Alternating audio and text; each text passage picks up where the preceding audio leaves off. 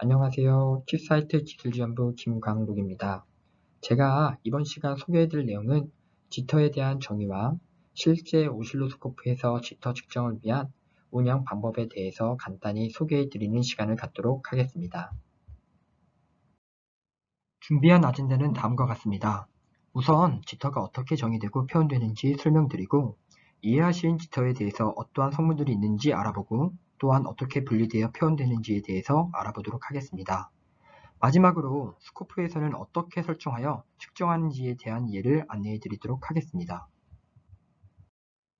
그러면 첫 번째 지터의 정의 및 설명입니다.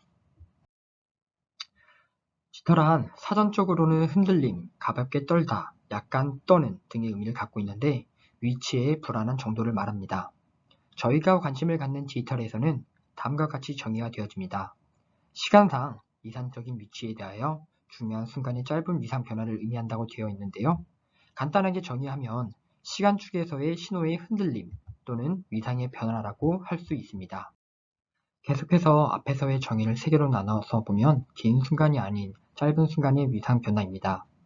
이것은 시간 또는 위상 측정을 의미하게 되고 어떤 경우에 생기느냐 하면 좀 전에 말씀드린 중요한 순간, 즉 데이터가 0에서 1 또는 1에서 0으로 트랜지션 되는 순간인데 즉 엣지와 그리고 스레시홀드를 의미하고 있습니다. 그리고 이것을 어떤 기준에서 판단할 것인가인데 바로 아이디어란 위치, 즉 클락에서 이상적인 위치를 기준점으로 잡고 비교를 하겠다는 겁니다. 따라서 지터를 이해하실 때 위 세 가지는 숙지를 하고 계시는 게 좋습니다. 지금까지 지터에 대해서 알아보고 있는데 그렇다면 왜 하이스피드 디지털 어플리케이션에서 지터를 왜 강조하는지 알아보도록 하겠습니다. 양질의 신호를 전송하였더니 리시버에서 보시는 것처럼 수신된 신호의 두 번째 펄스가 지터의 영향으로 인해 폴링 타임이 길어져서 레퍼런스 클럭에서의 스레시홀드 값보다 크게 측정되었습니다. 따라서 수신단은 이 값을 0이 아닌 1로 해석하게 되었는데요. 이렇게 지터에 의한 잘못된 결과는 시스템이나 해당 어플리케이션에서 심각한 문제를 초래할 수 있기 때문에 전송된 데이터의 비트의 에러율을 관리하게 되었고 지터를 최소로 줄이고자 측정을 하는 것입니다. 그러면 앞에서 설명드린 지터의 정의를 트랜지션이 발생하는 구간을 통해 예로 보도록 하겠습니다. 보시는 그림에서 가장 먼저 보실 부분은 바로 아이디얼 로케이션입니다. 전송된 신호가 0과 1로 기준이 나누어지는데 이는 아이디얼 로케이션 타임과 스레시홀드에 의해 나누어지게 됩니다. 따라서 시간을 누적해서 보면 스레시홀드에서 아이디얼한 로케이션을 기준으로 가장 빨리 트랜지션이 된 시간을 델타 T 얼리로 정의하고 있고 가장 늦게 트랜지션이 됐을 때의 시간을 델타 T 레이트로 정의하게 됩니다. 이 델타 T 얼리와 델타 T 레이트의 합이 지터 피크 투 피크로 정의되는데 이것을 토탈 지터라고 정의하고 있습니다.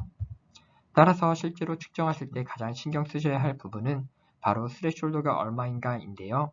이 스레시홀드에 따라 지터 양이 달라지게 됩니다. 그리고 레퍼런스 클럭을 사용하실 때 클럭을 어떻게 결정할 것인지 외부에서 가져갈 것인지 아니면 리커버리 클럭을 사용할 것인지를 판단하셔야 정확한 측정을 할 수 있습니다. 지터를 표현하는 방법들은 여러 가지가 있는데 오실로스코프에서 표현하는 방식에는 다음과 같이 4가지 방법이 대표적입니다. 가장 많이 보시는 게 I 다이어그램입니다. 신호의 SI를 직관적으로 알 수 있기 때문에 가장 많이 사용되고 있습니다. 입력된 신호를 리커버리가 된 클럭에 따라 조각을 내서 쌓는 방식인데 각각의 다른 비트 스트림이 쌓이면서 사람의 눈의 모양으로 형성이 되게 되는데 가운데 이 눈의 모양이 얼마나 열려있느냐에 따라서 신호의 품질을 평가하게 됩니다. 트렌드 커브는 지터의 주기성을 확인하는 데 사용되고 있습니다. 이상적인 위치를 0으로 하고 이보다 트랜지션이 빠르면 마이너스 지터, 느리면 플러스 지터를 샘플링하게 되면 하나의 커브가 완성이 되는데 지터의 주기성을 관찰하는 데 사용되고 있습니다. 트렌드 커브가 완성이 되면 주기성이 어떠한 특성을 가지고 있는지 확인하기 위하여 FFT를 통해 주파수 영역에서 나타낸 것이 지터 스펙트럼입니다. 지터 스펙트럼을 통해서 지터의 주파수 성분을 확인할 수 있고 이를 통해 디버깅 포인트를 찾는 데 사용되고 있습니다. 마지막으로 배섭 커브는 그 모양이 욕조같이 생겼다고 해서 명명하게 되었습니다. 데이터 신호를 지속적으로 전송했을 때 지터의 총 양상을 확인하는 데 사용되고 있습니다. 다음으로는 지터의 분류입니다. 지터는 그 값을 예측할 수 있는 디터미니스틱 지터와 값을 예측할 수 없는 랜덤 지터로 구분할 수 있습니다. 이렇게 DJ의 특징은 가우시안 분포를 따르지 않고 히스토그램의 값들이 끊겨 있는 것을 볼 수 있는데, 즉 어딘가 경계가 있고 유연하다고 보시면 되고, 대부분 시스템과 관련된 데이터들이 많습니다. 주된 성분들은 DCD 성분이 가장 크고 ISI, 크로스톡, 임피던스 미스매칭이 주된 DJ 성분의 원인입니다. 반면에 RJ는 뿌옇게 보이고 있고 히스토그램이 가우시안 분포를 보이고 있습니다. 랜덤 지터의 가장 큰 특징이 바로 가우시안 분포를 갖고 있는 것이고 언바운디드합니다. 주된 성분은 서먼 노이즈, 슌 노이즈 성분입니다. 이렇게 지터를 나누는 이유는 랜덤 지터를 줄일 수 있는 방향에는 한계가 있지만 디터미니스틱 지터의 경우 지터의 값을 예측할 수 있다면 발생 원인을 추적하여 제거하여 지터를 줄일 수 있기 때문입니다. 그래서 이러한 지터를 I 다이어그램에서 확인하면 그림과 같은 형태로 보이지만 우리가 실제 측정하게 되면 토탈 지터를 보게 되므로 오른쪽 그림과 같이 보이게 됩니다. 그림에서 DCD가 들어가면 크러싱 포인트가 위로 올라가 있는 것이 특징이고 ISI 영향으로 신호가 길게 누워져 보이는 것이 특징입니다. 그리고 PJ와 RJ 성분에 의해서 엣지 부분이 진하게 보이고 있는데 실제로 PJ와 RJ는 정확히 구분하기가 어려울 수도 있습니다. 하지만 히스토그램의 양상을 보면 충분히 확인하실 수 있습니다. 그러면 마지막으로 실제 오실로스코프에서 어떠한 툴로 지터를 측정하는지에 대한 간단한 예시를 보도록 하겠습니다. 스코프에서 지터를 어떻게 측정하고 분류하게 될까요? 스코프 메인 화면 상단의 메뉴바를 보시면 Analyze라는 항목이 있고 그 안에는 지터, 노이즈, 이지짓 컴플릿이라는 항목이 있습니다. 이 항목을 클릭해서 지터를 측정할 수 있게 되는데요. 항목이 선택이 되면 다음과 같은 다이얼로그 박스가 나오게 되는데 측정하기에 앞서 입력되어 들어오는 신호가 주기 신호인지 아베트리 신호인지를 선택해 주셔야 하고 신호를 몇 개의 BR 레벨까지 볼 것인지를 정의해 주셔야 합니다.